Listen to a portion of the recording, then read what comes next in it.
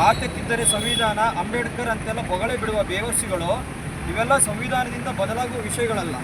ಹಿಂದೂಗಳು ಜಾಗೃತರಾಗಿ ಹಿಂದೂ ರಾಷ್ಟ್ರ ಸ್ಥಾಪನೆಯ ಹೆಜ್ಜೆ ಇಟ್ಟಾಗ ಮಾತ್ರ ಪರಿವರ್ತನೆ ಸಾಧ್ಯ ಅಂತ ಮೆಸೇಜ್ ಹಾಕಿದ್ದಾನೆ. ಇವನು ಅವರು ಎಂದಿಗೂ ಸಾಬರಿಯ ಹುಟ್ಟಿದರ ತರವೇ ಬದುಕುತ್ತಾರೆ ಅಂದಾಗ ಸಾಬರಿಗೆ ಮಾತಾಡಿಲ್ಲ. ಮಾತೆತ್ತಿದರೆ ಸಂವಿಧಾನ ಅಂತೆಲ್ಲ ಹೊಗಳೆ ಬಿಡುವ ಬೇವರ್ಸಿಗಳು ಅಂತ ಹೇಳಿದ್ದಾನೆ. ಹಿಂದೂಗಳು ಜಾಗೃತರಾಗಿ ಅಂತ ಹೇಳಿದ್ದಾನೆ. ಸಂವಿಧಾನ ಅಂದರೆ ಅಂಬೇಡ್ಕರನ್ನು ಪಾಲಿಸೋರು, ಸಂವಿಧಾನವನ್ನು ಪಾಲಿಸೋರು ಹಿಂದೂಗಳಲ್ವಾಗಾರೆ? ಅಥವಾ ಇವನೇನೋ ಸಂವಿಧಾನ ಬದಲಾವಣೆ ಮಾಡೋಕೆ ಹೊರಟಿದ್ದಾನ?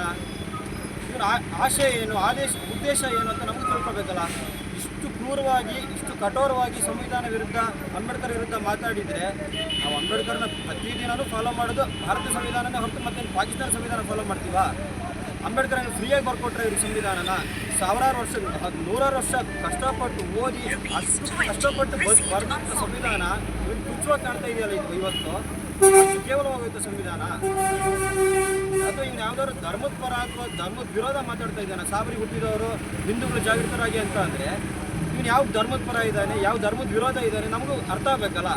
ಅಥವಾ ದಲಿತರ ವಿರೋಧ ಇದ್ದಾನೋ, ಸಂವಿಧಾನದ ವಿರೋಧ ಇದ್ದಾನೋ, ಪಾಕಿಸ್ತಾನಕ್ಕೆ ಹೋಗಿ ಬದುಕ್ತಾನೋ, ಅಫ್ಘಾನಿಸ್ತಾನ ಹೋಗಿ ಬದುಕ್ತಾನೋ ಕೇಳಬೇಕಲ್ಲ ನಾವು.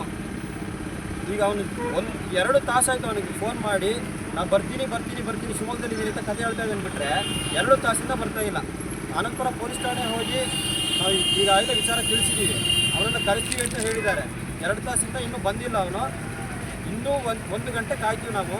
ಅವನು ಬಂದಿಲ್ಲ ಅಂದರೆ FIR ಮಾಡೇ ಮಾಡ್ತೀವಿ. ಇದು ನಾಳೆ ಇದ್ರ ವಿರುದ್ಧವಾಗಿ ಉಗ್ರ ಹೋರಾಟ ಇಟ್ಕೊಂತೀವಿ. ಇದು FIR ಆಗಿ ಅವನು ಒಳ ಹೋಗೋ ತನಕ ನಾವು ಬಿಡೋದಿಲ್ಲ.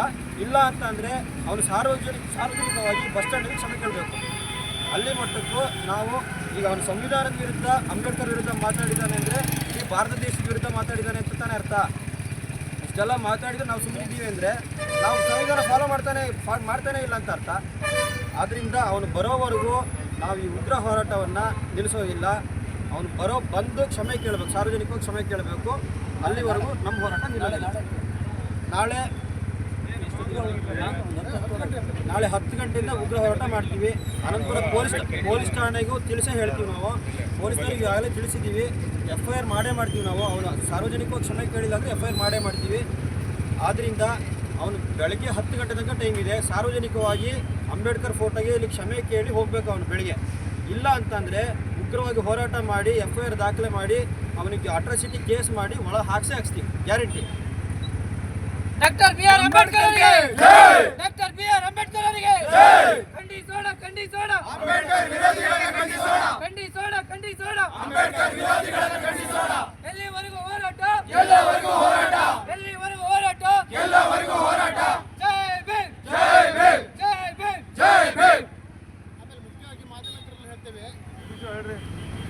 ಅಂಬೇಡ್ಕರ್ ಬಗ್ಗೆ ಯಾರೇ ವಿರೋಧ